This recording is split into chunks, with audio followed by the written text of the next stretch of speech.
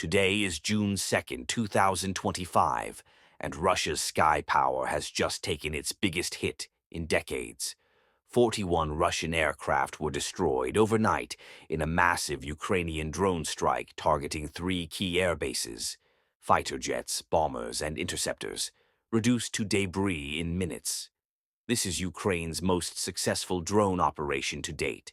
The strikes hit Belbek in Crimea, Morozovsk in Rostov, and Yeysk near the Sea of Azov. Dozens of drones, including Shahed 136 variants and Ukrainian Punisher UAVs, were launched from mobile platforms. The first wave triggered Russian air defenses. The second wave slipped through and struck fuel tanks, hangars, and aircraft. Satellite images show scorched runways, destroyed jets, and thick smoke. Tu-22 M3 bombers, vital to Russia's long-range missile capability, were among the aircraft lost. This weakens Russia's offensive air power and reduces the threat of future cruise missile strikes. A Western analyst called it like cutting the legs off a charging bull. For Ukraine, this proves no target is safe. For Russia, it's a humiliation.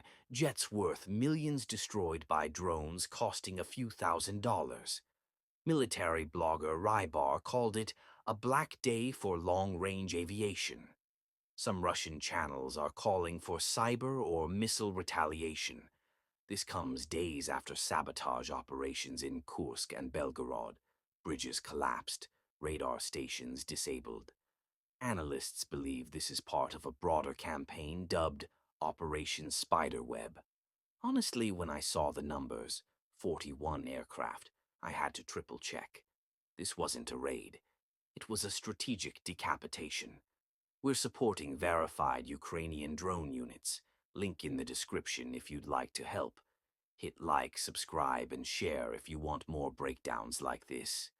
Retaliation is coming, likely within 48 to 72 hours. When it does, I'll break it down right here. Stay sharp, stay informed. I'll see you in the next one.